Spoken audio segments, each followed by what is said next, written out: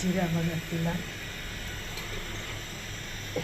এখন ডাল ঢেলে দিব, তারপর ডালের সাথে আম দিব। জিরা বাগার হয়ে গেছে, ডালটা ঢেলে দিচ্ছি।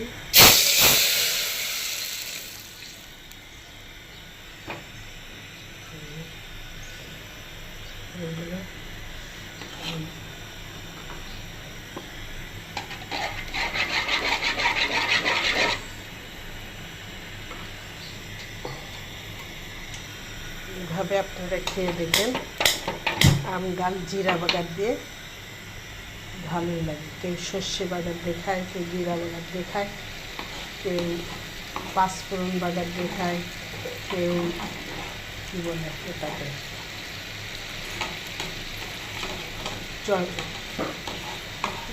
ছোটো ছোটো ধনিয়া একটা আছে, ওটা রাঁধুনি বলে, কেউ কেউ ছোটো ধনিয়া বলে, ওটাও সুন্দর, ওটা দিয়েও বাগার দিয়ে খেলে ভালো লাগে।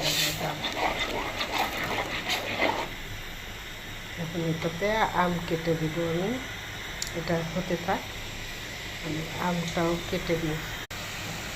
আমটা দিয়ে দিচ্ছি।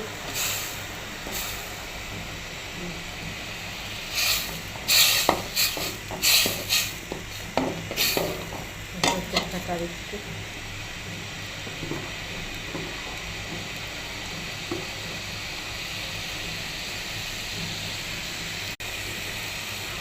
মুম্বাই মরিচ দিলে সুন্দর ঘেরান আসে। আম ডালটা খেতেও ভালো লাগে মুম্বাই মরিচ দিয়েও। আমার ছেলে খেতে দেয় না, তাই কাঁচা মরিচ দিয়ে তেজপাতা দিই।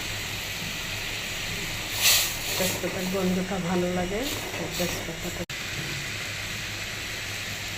আম ডাল রান্না করলাম, বাদাম দিলাম, তেজপাতা দিয়েছি, কাঁচা মরিচ দিয়েছি। এখন ঢেলে দেবো। আমটা সিদ্ধ হোক, হলুদ হয়েছে, হলুদ দিতে হবে। হলুদ কম দেখা যাচ্ছে, এই যে হলুদ কম দেখা যাচ্ছে। হলুদ দিয়ে দিয়েছি আর ধনিয়ার পাতা দিয়েছি। সুন্দর কালার চলে আসছে। ডালের সাথে মিশিয়ে দেব। একটা বাগারের জন্য আলাদা করেছিলাম, বাগার হয়ে গেছে, মিশিয়ে দিচ্ছি।